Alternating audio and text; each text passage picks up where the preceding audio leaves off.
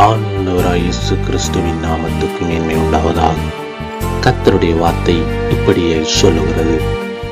மாற்கு 9வது அதிகாரம் வசனம் 27. இயேசு அவன் கையை பிடித்து அவனை தூக்கினார். உடனே அவன் எழுந்திருந்தான். அன்பான ஜனமே, கர்த்தர் எங்களை தொடும் பொழுது நாங்கள் விடுதலையாக்கப்படுகிறோம். கர்த்தர் விடுதலையாக்குறவராயிருக்கிறார். நீங்கள் பாருங்கள், இயேசு அவன் கையை பிடித்து அவனை தூக்கினார். உடனே அவன் எழுந்திருந்தான் என்பதாய் கர்த்தருடைய வார்த்தை சொல்கிறது. கர்த்தர் தொடும் பொழுது நாங்கள் விடுதலையாக்கப்படுகிறோம். அன்பான ஜனமே, கர்த்தரை பின்பற்றும் பொழுது அவர் உங்களை தொட்டு விடுதலையாக்குறவராயிருக்கிறார். அவர் விடுதலையாக்கும் பொழுது அது மெய்யான விடுதலையாயிருக்கிறது. நீங்கள் பாருங்கள், அவர் விடுதலையாக்குற தெய்வமாயிருக்கிறார். அவர் விடுதலையின் நாயகனாயிருக்கிறார். நீங்கள் பார்ப்பீர்களானால் மாற்கு 9வது அதிகாரம் வசனம் 28 இப்படியாய் சொல்லுகிறது.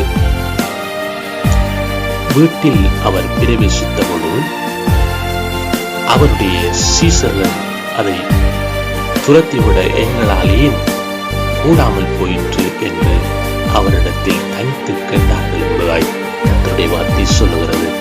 நாங்கள் பார்ப்போமானால், கர்த்தர் உபவாசத்தை குறித்து பேசுகிறார். கர்த்தர் உபவாசத்தை குறித்து பேசுகிறார். சத்துருவை திறத்த வேண்டுமானால் நாங்கள் உபவாசிக்க வேண்டும். கர்த்தரோடு ஒப்புரவாய் கர்த்தரோடு பயணிக்கும் பொழுதும் நாங்கள் விடுதலையாக்க முடியும்.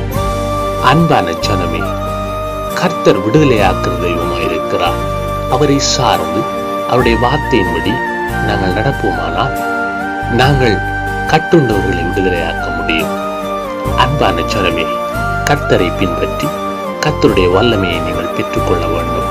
கர்த்தருடைய வல்லமையை நீங்கள் பெற்றுக்கொள்ளும் பொழுது இருளில் வாழ்கிற ஜனங்களை நீங்கள் விடுதலையாக்க முடியும். ஆண்டவராய் இயேசு கிறிஸ்து உங்களை ஆசீர்வதிப்பாரா. God bless you.